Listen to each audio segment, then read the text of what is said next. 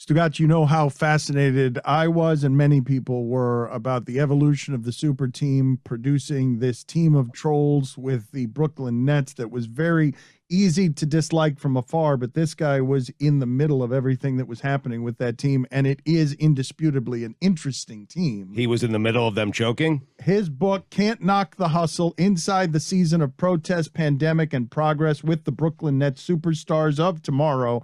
It's available now. Matt Sullivan is with us. Thank you, Matt. And you got close to all this stuff, and this is an unusual team. So let's just start with what you believe to be the most interesting parts of this team and what your reporting uncovered about how interesting the personalities were. I think it was just complete control from day one, which was 2 years ago this week, what Woj called, quote, the clean sweep. And I just remember not being able to talk to management, talk to coaches, talk to anybody without them kind of being scared of these guys, including Kenny Atkinson, who built this whole program up. He's kind of saying, let's leave KD, the Maserati in the case. Let's let Kyrie be Kyrie. But then Kyrie goes behind his back and gets him fired. And Kenny Atkinson's wondering, should I fly halfway across the country private with this guy and take a game off just to go to second, third, fourth opinions with him? And then he gets the axe. And then all of a sudden, the Nets are kind of, I wouldn't say tanking, but disappearing from the bubble, while KD was ready. He was ready to go in the bubble, but Kyrie and him were kind of planning their own thing. And so they've taken control of player empowerment in a way that I think obviously the movement goes back to the decision, and so does my book, kind of underlying this crazy history book I fell into the last 2 seasons. But I just think they've got an iron grip on this thing, and even Steve Nash is kind of having to lean back and play babysitter.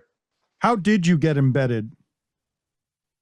I kind of knocked down the door, made friends with these guys, and asked them questions that your average beat reporter refuses to ask. I mean, I was asking about race, the anthem, police shootings in the locker room while other guys are asking about X's and O's. And I think that was why Kyrie and I had a weird bond over real talk, to the point where he's up in my DMs sending me 67-page Supreme Court rulings on indigenous land rights. And I'm like, okay. And this is at the same time when I'm asking him, did you just skip the national anthem? Because I was just noticing this stuff off the court. The book doesn't really have a lot of on-court stuff at all. And they were skipping the anthem, he and KD, all of this season. He was smoking the entire time, right? Well, I think KD would be the one who was probably smoking while Kyrie was burning the sage. I think that's kind of how they balance out. What are some of the things that you learned that people don't know, because you got awfully close to this thing? I'd say Kyrie's actually not that crazy so much as trying to find himself.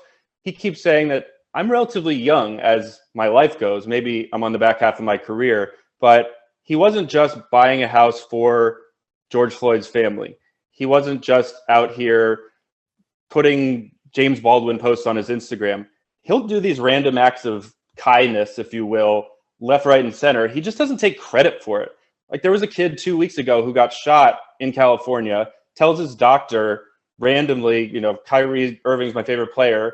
The doctor on a lark reaches out to Kyrie's team, and now he's buying that kid a house, disability approved and all that. So I think he's a good guy who just can't articulate himself. And so the more I talk to him, on and not on the record, he displayed a human affection, a fatherhood, but also a fed upness, if you will, about the world. And so that whole quote unquote pause he took, and he gets caught in the maskless video of this family party.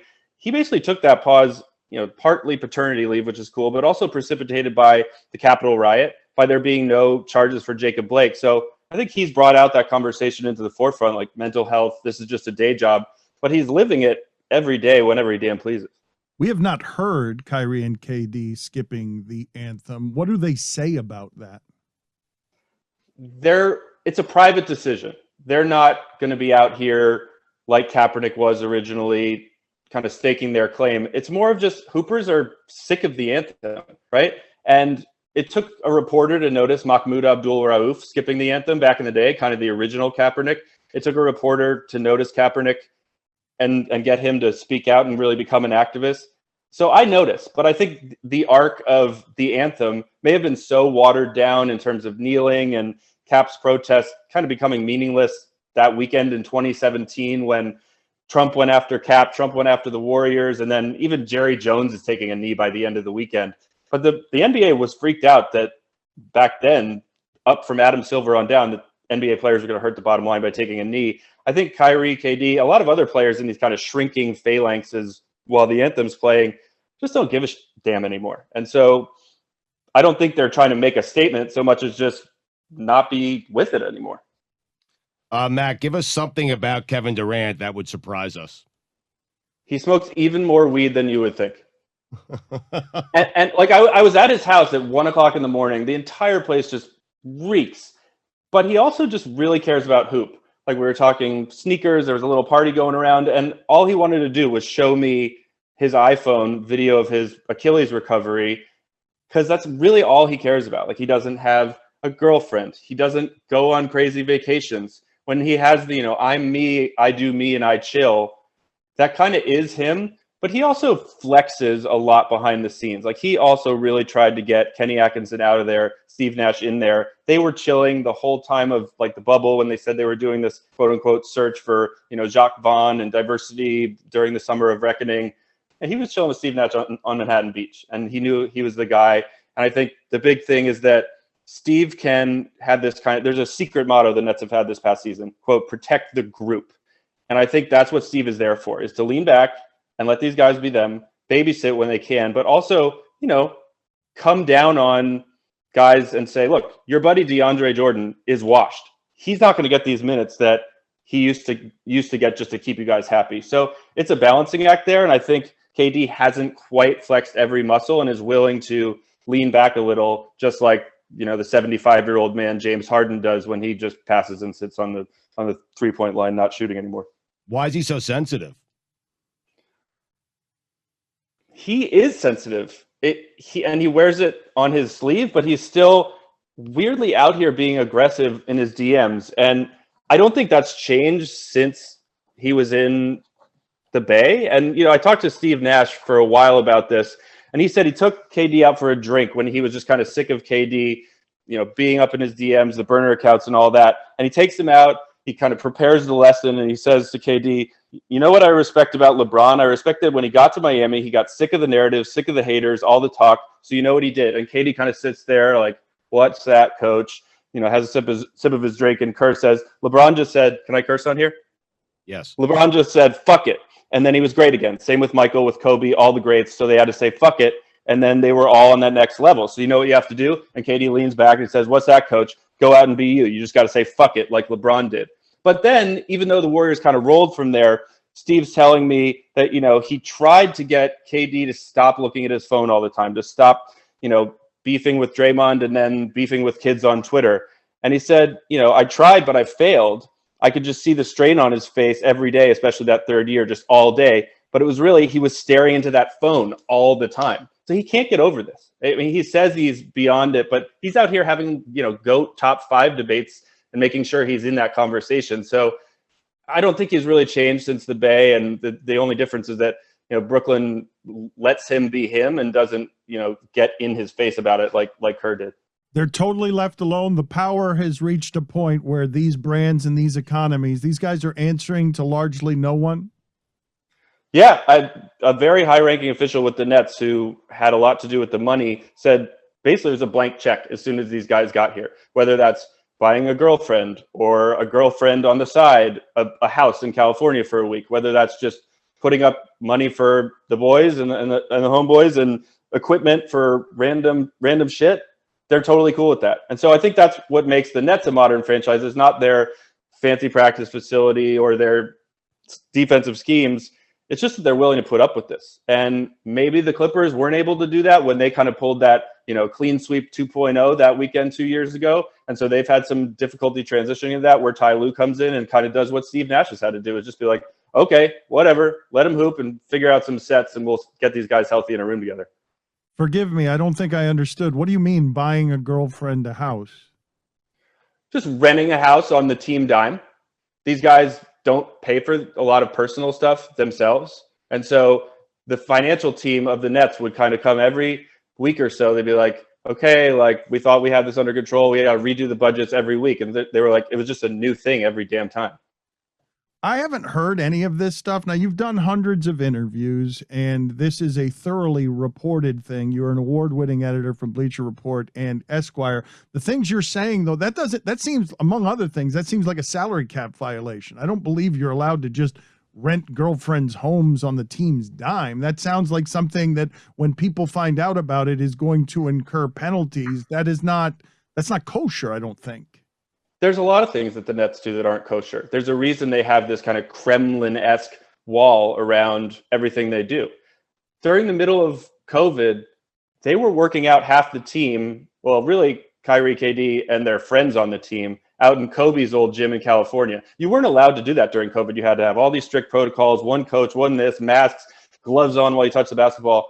But they were running like a secret camp the whole time, trying to get KD and Kyrie in shape. And from what I understand, from what some people told me, is also articulating who they wanted on this team, kind of puppeteering, watching some of these young guns in the bubble, basically letting them lose and figuring out who they wanted to keep on the super team. You know, all the while Kyrie's painting and saging and tweeting or Instagram posting manifestos about Black Lives Matter and why he doesn't believe in that mainstream movement from his car outside of Kobe's gym before he goes and does these secret runs with what would become the super team, including James Harden, who ended up in that gym too while they formed this team on election day while Chris Paul was also around.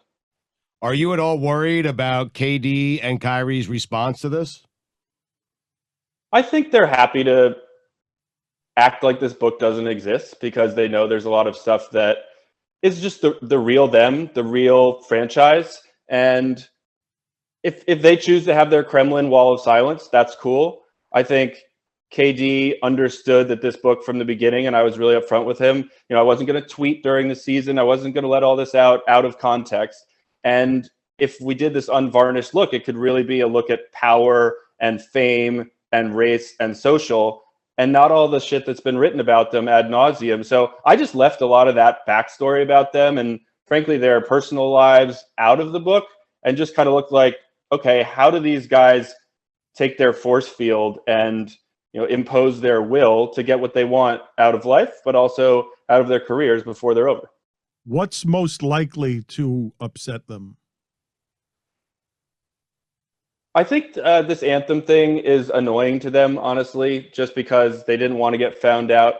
And that's fine. I think the whole Kenny Atkinson firing where KD kind of brought the, Scythe of easy money sniper down at the last minute, they would just as soon say, oh, it was a mutual parting of ways. But it's okay. Like, I don't mind pissing them off because this is just the unvarnished truth about who they are and their control. But honestly, I think if you read the whole thing, you get a pretty fair picture of Kyrie. I don't think he's been given that space to be loved and, eyebrow rolled at the same time. And I think this thing makes him look like a good man and KD look like the true hooper that he is, who's ready to build this dynasty that's been on hold for a while now. What's most likely to bother the Nets and the NBA? I think the NBA was pissed off that I found out how desperate the Knicks were to lure KD to the point where he'd already made up his mind, like earlier than the quote unquote 2 max slots Zapruder tape.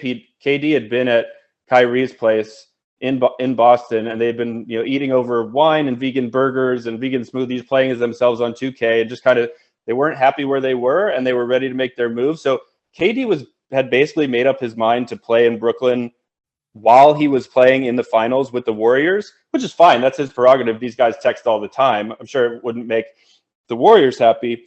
But then he'd already made up his mind. And still, before free agency opens, before that quote-unquote clean sweep, KD's dad gets a Zoom invite from Steve Mills and Scott Perry, wherever they're existing in Knicks purgatory these days, just desperately trying to get KD to come. And KD has already made up his mind, and his dad texts him, talking about Brooklyn, says the Knicks is Mecca. If you want to do it big. If you want to be a New Yorker, be a Knick. And KD's basically like, don't fuck with my plan here. Don't get me in trouble. And dad shot back like, are you doing this for Kyrie just because he's your buddy? And KD said, no, I'm doing this for myself. So again, these guys have the power. They know it. They try not to break the rules. Some people do. Some people get caught. I think the NBA is honestly looking the other way on all this stuff and just accepts player empowerment as the lay of the land. And, throwing out a tacit fine here and there is nothing to KD with his $300 million Nike contract. I'm guessing, though, that now that some of this reporting comes out, that there's going to be people discrediting you or finding ways to knock your credibility. What is the retort to that? I did 400 interviews. I checked every side, like that conversation at the bar. I ran it by KD. I ran it by Steve Kerr. None of this is fake news. When I hear a rumbling that nobody else hears, it's honestly because, the Nets beat reporters, as much as I love them, they do ask the X's and O's questions. This, separation that COVID has provided has really made reporting difficult for guys. And I had all these guys' cell phone numbers. I was marching in the streets of Brooklyn with them. I was meditating on Zoom with players in the middle of COVID. So I'm not saying I'm their buddies, and they might not like what came out, but I was honest with them. This is going to be real. You don't get to read this till it comes out.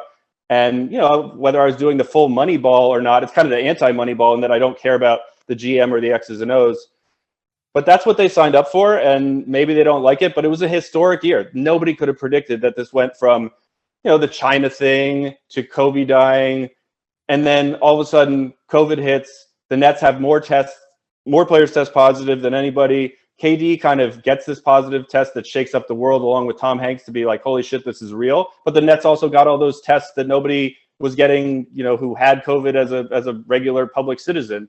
And then the protests are going on outside Barclays, which seems great. And the Nets would have you think that they're the epicenter of protests, but they're like shutting down activist advances to do, defunding of the police. So I'm not going to paint a rosy picture just because the Nets want to be this kind of franchise of the future. They could be, but it comes with all the particulars of, normal life. How did you get the trust of these people? It just took time. They basically gave me a press pass and said, make friends. We're not going to treat you any differently than any other beat reporter. Ask questions at the press conference and get to know these people.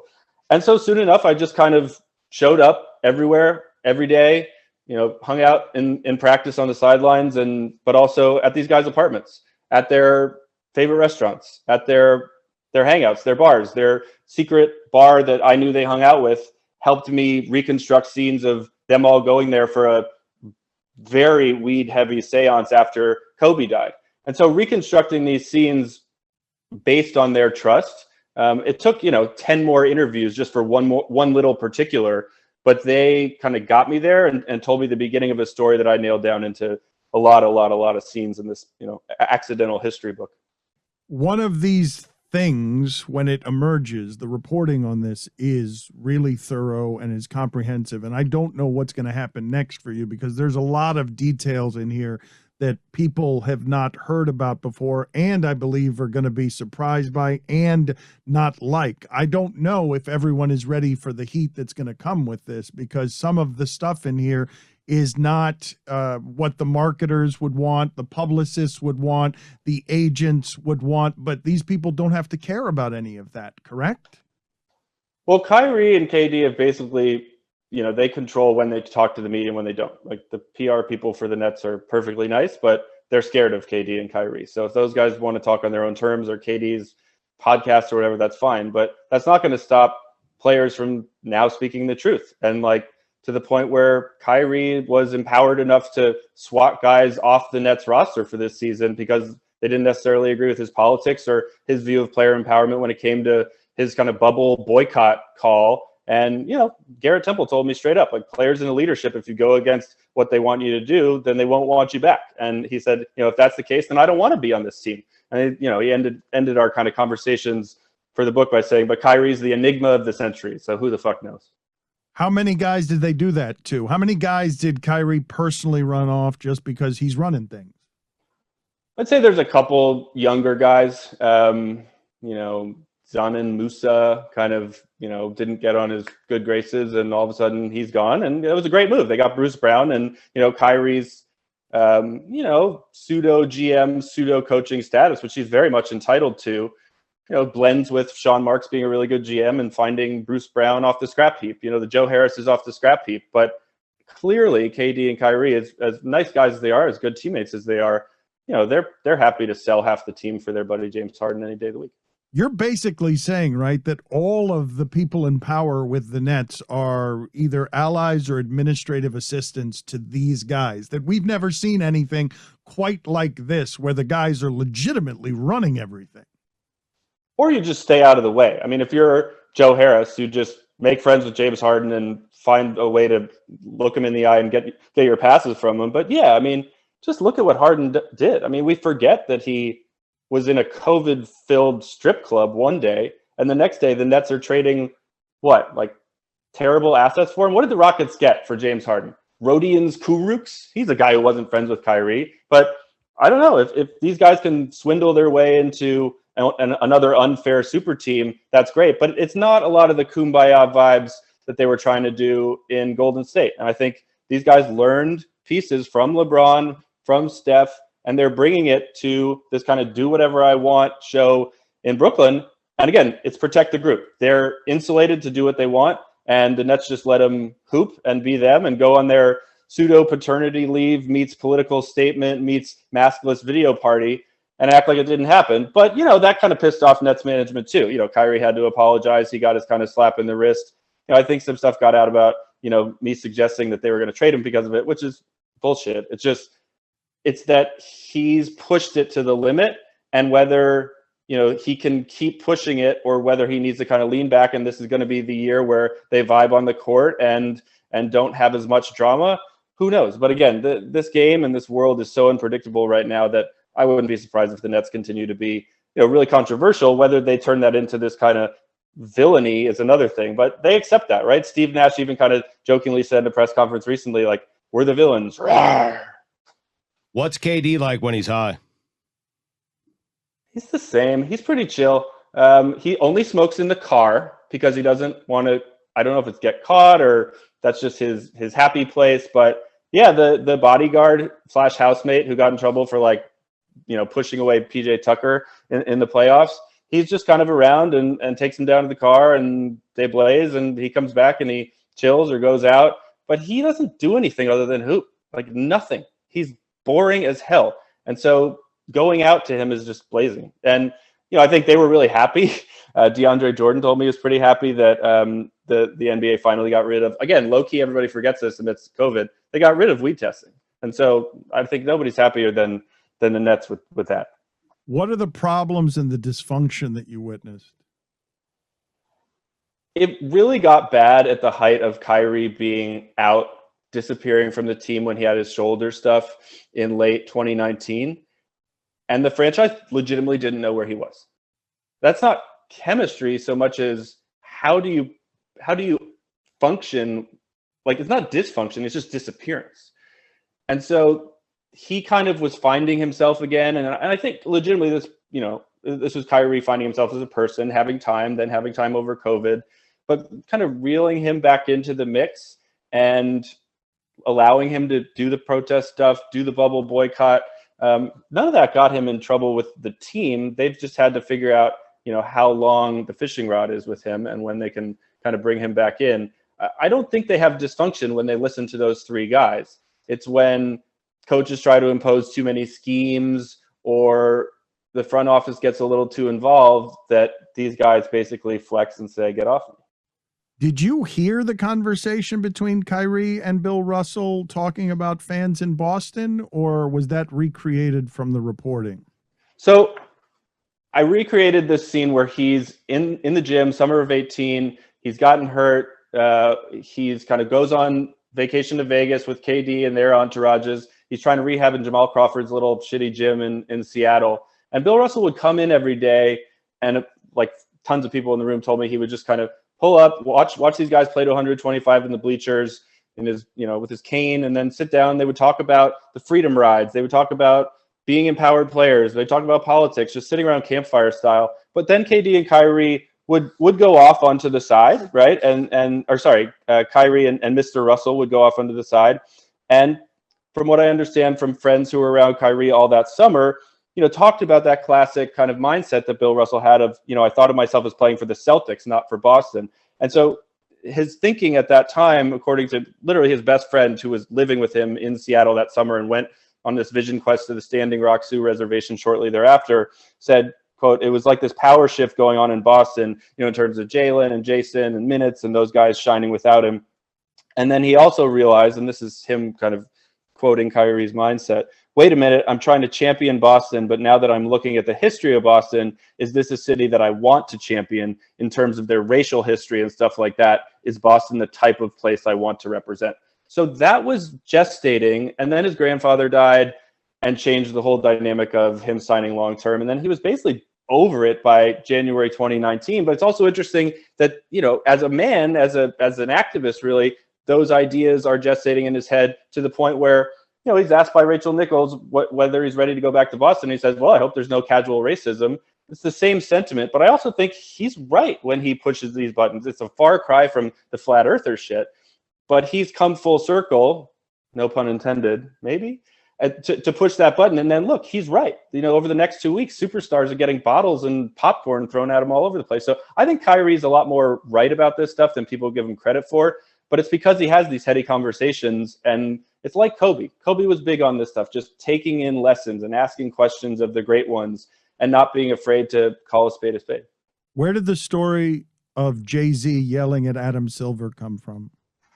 Oh, man, that one paragraph took me like 40 interviews to get right, because it wasn't the Nets so much forcing black and white on the league so much as it was weird that the league didn't want black and white in their uniforms.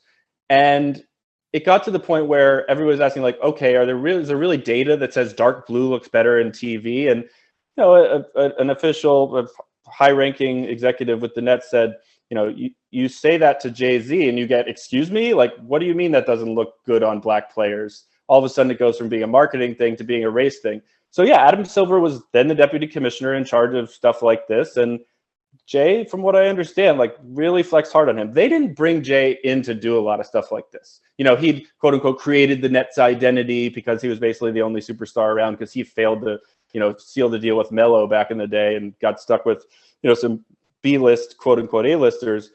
But the Nets paid off some logo designers $20,000 to say that Jay-Z created the identity. They didn't even know if Jay-Z was going to wear the new Nets jersey at the first show to start off Barclays Center.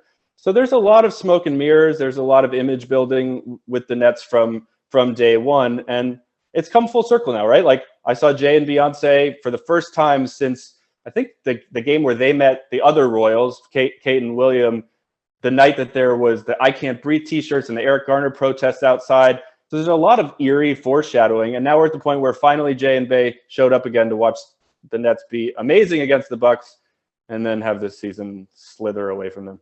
Where and how and what did you learn about Nets management spying on protesters?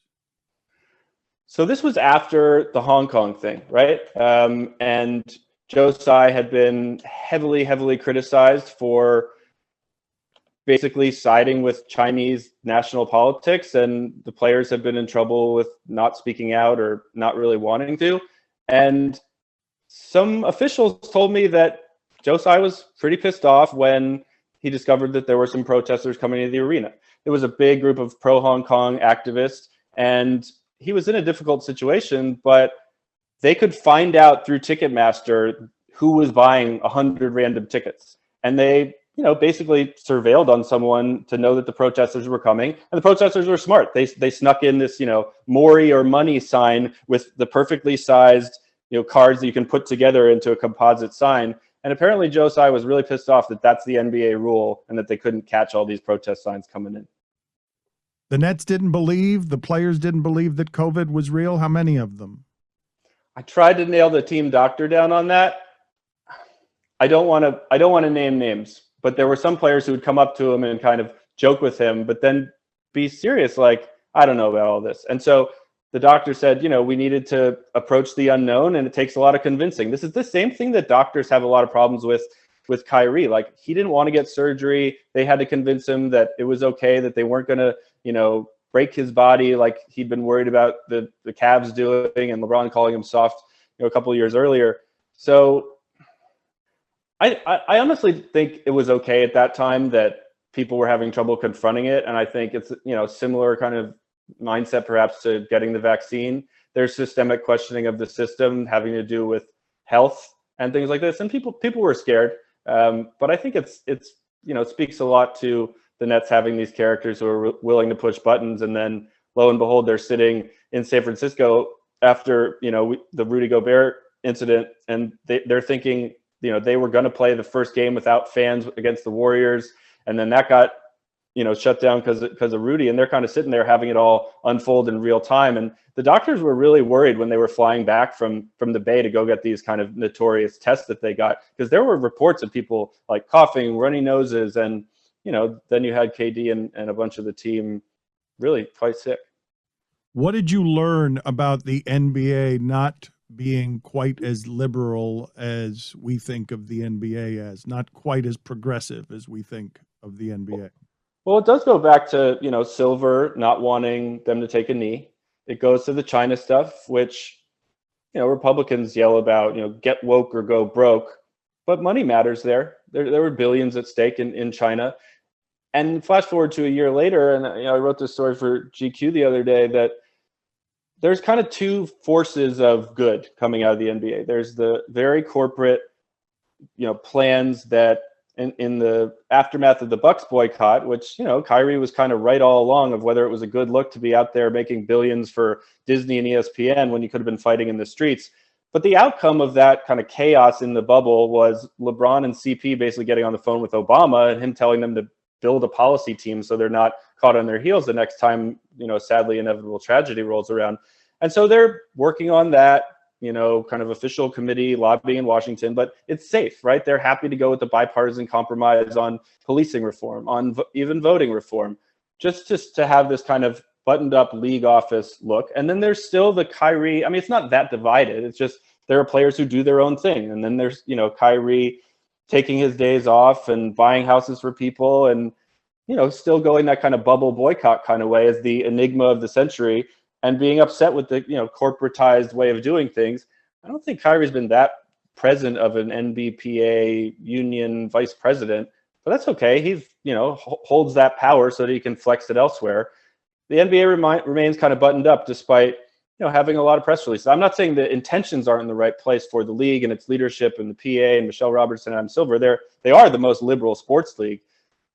But why don't they just retire the anthem then, if these guys aren't going for the anthem? I mean, what do you think about that, Dan? You think the NBA could take a masterstroke like that when they've got these billions of dollars of ESPN on the line and don't want to piss off Americans in China? I think they've got too many white customers who disagree, and they would rather lean on their employees there and make sure to placate. It's not necessarily Republicans buy shoes too, but you're in a position where your customer base can already, at every point during the history of the league, be made uncomfortable by the black guys having too much power. And I have been surprised that business has won there, but I'm not surprised that a largely white ownership group would not allow the black players to take away the anthem. I mean, I thought it was really cool, though, how Cuban just low-key told his stadium operators to stop playing the anthem before the game. And, the NBA quoted the, unique circumstances of the season, like, oh, that's okay. We'll allow that. And then as you're saying that, kind of white audience, the blowback, they're like, well, you know what? Everybody's got to do the anthem this year. We take it back. So that's exactly the safe yet, woke nature of the NBA. Is it really progressive? Is it really leftist? Is it really pushing the culture that direction? I think it's the players doing that, not the league and its press release reality. What did you learn about Kyrie Irving saying he was coming back to Boston and then not coming back to Boston? Well, he had that vision quest that summer with Bill Russell, and he went to Standing Rock to kind of reconnect with his roots. His mom was from there. He'd learned all this stuff about his mom and kind of connected with his grandfather, who he said, she's with him now in terms of the spirit. And so, yes, he made that promise to Boston fans, but he told KD later that, once his grandfather died, everything else in life wasn't important to me. And so I think that's when this whole basketball doesn't have to be my life thing began. And Boston, had on-court issues for sure, but I think he was just over it, and he wanted to come home. And he's a Jersey kid, grew up a Nets fan. It was summoning him home. And he had a daughter he wanted to build a house for. And I think that's why KD followed him, not the other way around. Whatever awards they give away for writing, Matt, I'm telling you, you might win a few. It's amazing. Yes. Stugotz all of a sudden cares about reporting and, more importantly, cares about not having to read this because you've given him the cliff notes. Yeah. But I'm sure there's more that we have not gotten to, and I'm sure this will help him sell his book, and I'm sure GQ has helped him sell his book. I am interested in what's going to happen with blowback to you, Matt, because there is going to be some skepticism, even though your reporting seems thorough. And I'm curious who's going to not support what it is you're saying. I'm curious if KD might hit you with some of the stuff that he's hit Jackie McMullen with, where this framing makes it seem like we're not friends, like we're friends, but we're not friends. It sounds like you got a lot closer to KD than anybody does. He wasn't around that much. I wouldn't say I'm friends with anybody, nor do I want to be, because I'm a journalist who has no vested interest in my relationship with Rich Kleiman in 2 years. And so I can do, diligent reporting on his investments in Silicon Valley entrepreneurs saying, that's basically a press release too. They're not that involved, despite, the veneer of the boardroom being this great thing. And, they cashed out on Postmates. That's great. But I don't think I think he's been told to just kill it with silence. And I think the blowback that I might get, yes, there's Celtics fans, there's, diehard Nets fans that they would never trade Kyrie. Well, some people were pissed off, and you're not getting that from the typical NBA journalist. And, I'm like a real journalist who got into sports a couple of years ago, but I've investigated every police killing in America. I've freed a woman from prison. And that's what helped me ingratiate me with these players, is they knew I was a real person. But just because I don't tweet about, every press release from the NBA or haven't been in locker rooms for my entire life doesn't mean I'm not legitimate here. And like I said, I didn't let any cats out of the bag for 2 years. And so I used to, edit Howard Beck. I used to edit Jonathan Abrams, your guy Haberstroh. Like, we started our own pirate ship as kind of Grantland 2.0 at BR Mag at Bleacher Report for a couple of years before they excised journalism themselves, which is, good for people who don't like to read. But I think, I've been exploring this world, doing stories on Cap since the beginning. And this is kind of the culmination of a lot of my thinking from, this scourge of police violence to the rise of player empowerment and how those, real world issues collide with power and fame. And if that comes with blowback from the rich and famous or the trolls of individual teams, so be it. I have altered my mentions a little in the last couple of weeks in the notifications I get from Twitter. So if you guys want to tweet at me, I will see it. If, the random guys who, I did get an at mention from the guy who KD went at, it's like this 24-year-old teacher from Kentucky who KD went at, like, I don't know if he's drunk or not, from a Kanye Rock Nation concert back in the day. And this guy's like, I guess that moment changed my life, but does this guy really have to go after me? I'm just a school teacher in Kentucky. What is the kind of detail that you think the audience would enjoy learning about the lifestyles of the rich and famous that you entered here? They're not that exciting. I think you get the veneer of social media and these guys, player first platforms for media. They spend a lot of time in hotels. They really miss their kids. They don't have serious, long-term relationships or a lot of love in their life. And they're really worried about their bodies, and they'll protect them at all costs. And then you get a guy like Spencer Dinwiddie, who's a, superstar of this book, who spends his off days with 10 lawyers coming at the league saying, I can IPO my own contract, or, I can start this creator galaxy without hurting my brand. And so, I can make my own sneakers, even though it's going to piss off Nike and Adidas. And I think he's, the book has a very long subtitle or whatever, but that when it says like the superstars of tomorrow, I don't necessarily mean, the future of 75-year-old man James Harden on a bad hamstring with his two buddies. I mean the Spencer Dinwiddies of the world who are seizing the, LeBron fueled empowerment in their own way and being kind of the non-LeBrons to flex on the Nets or on the NBA and do their own thing. And I think you're only going to see more guys following in those footsteps. And you're already seeing that with, young guys getting paid and not having to be taken advantage of by the NCAA or the NBA. Why is Spencer Dinwiddie the star of your book? He's not the star. I mean, KD and Kyrie are the stars. I think Spencer knows how to get good press, but we also spent a lot of time having real talk about how he wasn't beholden to the Nets, how he was going to cash out, he was going to opt out of his contract no matter what. But he thought he was done when he tested positive and couldn't go to the bubble. He was fully ready. And, he wears his heart on his sleeve, I think is why he's such an important character in the book. And he's not afraid to say, yeah, I think they're going to trade half the team and me for a superstar, whether that's Brad Beal or someone else. Like, he was ready to not be on the team. And then he got hurt, 3 games into the season or whatever, hurt his ACL. And, I think he's gone to Miami or the Clippers or something like that. But I love guys who don't care about what their employer thinks of them, don't necessarily care about what the superstars say about them, because usually guys are scared of the superstars and scared of their money and too scared to do, the real shit they want to do. Like the Jaylen Browns of the world, who probably would have knelt and not given a shit what the NBA said. But, the coin is still the king. And, he was probably worried about his rookie contract. So were a lot of guys who wanted to boycott the bubble and not particularly interested in taking a knee in a Black Lives Matter t-shirt on a Black Lives Matter court in the bubble. But, sometimes you gotta secure the bag before you are willing to be yourself out loud. He seems super interesting to me, not just because of wanting part of his contract in cryptocurrency, not just because he opted out a lot of money with Brooklyn just now, but also because of this GoFundMe where the second highest donation was $69 from a Nets fan who added the message, "The Knicks are poopy poop butt soup." That's how deep I went, Dan, is I interviewed that guy for 45 minutes and then told Spencer about it that day.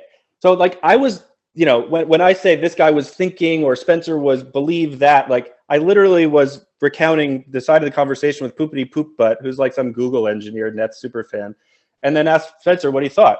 And then like the next day, the Black Lives Matter protests are starting in the streets of Brooklyn, and I'm out there with a guy. And so, Tim Luau Cabarone was probably saying something he shouldn't have said about how, his GM or whatever management in Philly didn't want him to take a knee. And so they're hugging and holding arms and shit. But that's what you get when you're willing to have real talk with these guys and dribble a basketball down Flatbush Avenue for 3 hours in 100-degree heat. Wait a minute. You have said a lot of bombshell things during this interview, but you just alleged publicly you're willing to stake your journalistic credentials on Poopity Poop Butt Soup is an engineer of some sort. He's a great Nets Twitter super fan. The Nets have some very smart, hipster Brooklyn fans to go with their ride or die jersey fan base. I think the shit you're saying is crazy. Like I'm sure the audience is lapping up every bit of this. I've got a smiling Stugotz next to me thinking about reading a book. I mean, Matt, you're either about reporting.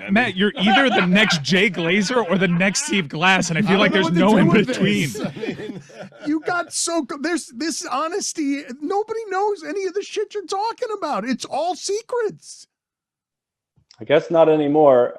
I'm hoping that people take this, at face value and realize that real sports journalism in the NBA is hard to come by. And I mean, you guys obviously know that, ESPN keeps a pretty buttoned up version of this stuff, despite the occasional flourishes of journalism. But in this Zoom world, the players are controlling exactly what they want to say and don't have to answer any follow-up questions, don't have to do any real one-on-ones unless it's for, the awkward, Rachel Nichols interview or the second quarter thing where you're missing the action and Steve Nash is trying to get through the interview as fast as possible. But it's hard for real writers who aren't the top, 5 or 6 national writers to get close to these people. And there's propaganda in press conference Zooms. And to some extent, there's propaganda in feeding stuff to Woj and Shams and Chris Haynes, who are great. But, these guys have relationships to protect. And I clearly am, letting bygones be bygones. What did you learn about James Harden? He kind of came in toward the tail end of my book. I learned how to come up with, I think, 13 different jokes about beard size, which I put in at the kind of last minute, to be honest, when the trade went down, and I kind of saw it coming right before my deadline. I think it's cool that he's been friends with KD, consulting with him on the 2016 Warriors decision, and that he really was up in the gym, in November, late October, early November, in this kind of Nets World West at Kobe's secret gym where the guys came back ready for the next season. And it seems by all accounts that that's where KD especially was really doing the hard recruiting, instead, just like, get in Nets world, get in there now. And so on election day, when the world seemed kind of upside down, these guys were low key hooping in Kobe's gym and changing, the course of the politics of super teams. What did you learn about how Harden ended up there that people don't know, beyond what you've already said? I think that's kind of it. I let the Harden trail play out for beat reporters to, I guess, not really find out. My deadline was really right there, so I'm not going to spread any fake news about stuff that I don't know, because my reporting was contained to this insane historic season from the clean sweep through election day, basically, when it looked like the Harden trade was going to go down, and the Jared Allens and Taurean Princes and Karis LeVerts of the world were kind of looking over their shoulder, wondering, how many more hours am I going to be playing basketball with these guys? And at the same time, I looked at 10 years worth of history, but I kept an eye on the Nets all this season. And I think just being able to look in the slipstream where NBA reporters weren't is how I saw this anthem thing. I don't want to project my, political beliefs or anything onto these guys, because, I think it's their choice to do a lot of these things and to flex their power or to skip the anthem. And I'm just trying to put it out there and put together some of those, eerie parallels that came from Eric Garner, I Can't Breathe, to protest outside Barclays, and Kyrie, telling his fans to tell your senators to, arrest the cops who killed Breonna Taylor, and buying a house for George Floyd. These are who these guys really are. Like, I think the George Floyd thing in the house got out there while I was keeping everything under embargo, but I knew a lot of this stuff for a while. And I think if my credibility is questioned because I haven't been out there, writing stories every day about the NBA, that's fine. But I hope people will read this thing in their full context, because that was my promise to KD, to Kyrie, and I'm sure what they talk about with James and other people is that, this is what this guy said this was going to be. I didn't make any promises to be nice. Beyond what you've already told us, what do you think sports fans or basketball fans are going to find most shocking to learn, because they haven't learned how antiseptic the reporting in the NBA actually is, because you can't really usually get close to these guys? I think it's how a lot of the slightly older, lower paid guys are pretty fed up with the NBA machine. Someone like Wilson Chandler was really fascinating to me in, being stuck, through the China stuff, where he said, how you feel about this, how you feel about that when we're stuck in the China situation. But then when we're here, it's you don't want us to talk about politics and fucking human rights and black rights. And, he was questioning, again, how woke the NBA was, right? And I think he says, they've seen all the backlash that the NFL got. So they're like, well, we can't be the NFL, but we also can't go all the way over to this left side either. We got to be a little bit more progressive, make it seem like we have total freedom of speech, but don't kneel. That's in your contract that you can't. So don't kneel, but you can have freedom of speech. So, when I was talking to Wilson about whether he was going to go in the bubble, he was like, hell no, it won't be powerful. Just he's texting me this stuff in real time while Kyrie's, writing manifestos on Instagram in the middle of all this George Floyd stuff. And Wilson's saying, it's just the NBA and Nike capitalizing off another tragedy, branding at its finest. Shit is a plantation.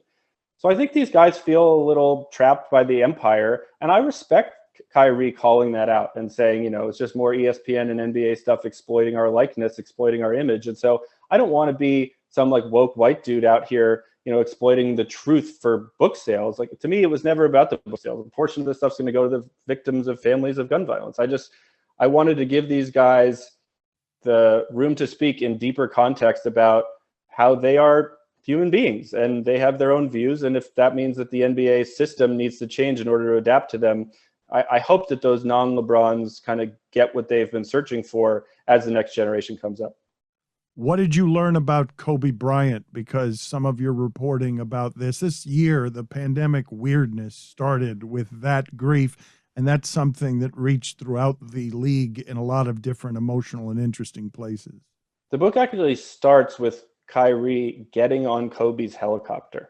This is back after the Celtics lost to the Bucks in 2019. And Kyrie is seeking career advice on, beyond the game, but also X's and O's.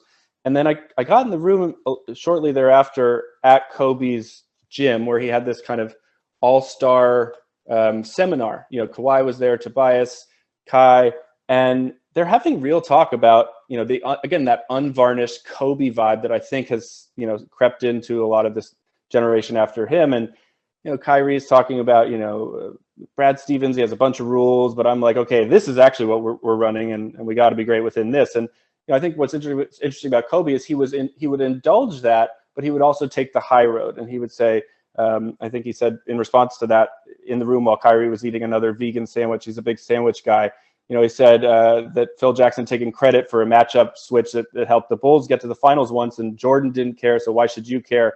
And Kobe said, at the end of the day, you do it, you figure it out, you win, and the coach gets paid. You're welcome. So that Mamba mentality was real, but I also think Kobe, as we've all come to learn, had that kind of girl dad vibe that he was finding, sadly late in his life. And I think that's what struck a chord more than the Black Mamba with Kyrie, and he wants to really pick up the pieces. And I think a lot of the viral videos of Kyrie speaking about Kobe after his death were me asking very long-winded, hardcore, serious, kind of depressing questions in the scrum when everybody else was just asking about his 54-point game after Kobe died. But Kobe was up in Kyrie's head before the shot in Game 7. Muhammad Ali died that week, and they were talking about that, and he's also like, don't forget to tuck your right elbow, and that's what he did when he hit the shot. He had Kobe in his head. And to see Kobe's presence, obviously it was that terrible day when the tragedy occurred. Kyrie just left the gym. He went home, and instead of watching the Nets play the Knicks that day, he just watched Kobe highlights, the 81-point game. And I think it was really, really hard for Kyrie. And, his trainer told me that he was worried that day would be the last time Kyrie was ever in an NBA arena again, that he would just straight up retire. Now, I think, that can be exaggerated. Kyrie said, I can see myself going off in a cloak and growing my fro out in the mist of the mountains, kind of like, remember that Sopranos episode the last season when he goes off with the hooker into the Vegas mountains. But I think that's a bit of a stretch. But I think, Kobe did have that mystical appeal to everybody, but also would text teenagers, like teenage girl hoopers, and all-stars alike. And I think that's really rubbed off on Kyrie, while we'll see a different Kyrie at the memorial for Kobe, which is like this huge A-list Oscar-style, GOAT Hall of Fame gathering. Everybody's kind of mingling afterward in the tunnel, and Kyrie just walks out onto the streets of Los Angeles on the sidewalk and is just talking with the girls from Gigi's team, just being there for him. And so he's a real one. I think he gets a lot of that from Kobe, and I think Kobe, will really see the good spirit of a lot of these, these kind of mentees of his, and as the professor's legacy carries on very much off the court.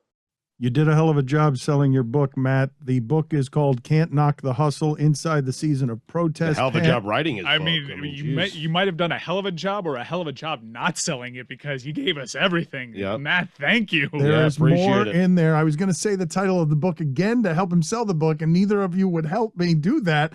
I already read it. The Hustle, Inside the Season of Protest, Pandemic, and Progress with the Brooklyn Nets Superstars of Tomorrow. It is available now. It is a very long title. It's too long. I agree. But Stugotz, I think the book is kind of long, but you can get the audiobook. My narrator is very good. He has better voice than I do. Audio book. I don't need it. You just gave it to me. Thank you, Matt. Delightful. We appreciate you guys. Sir. Keep fighting the good fight on the pirate ship.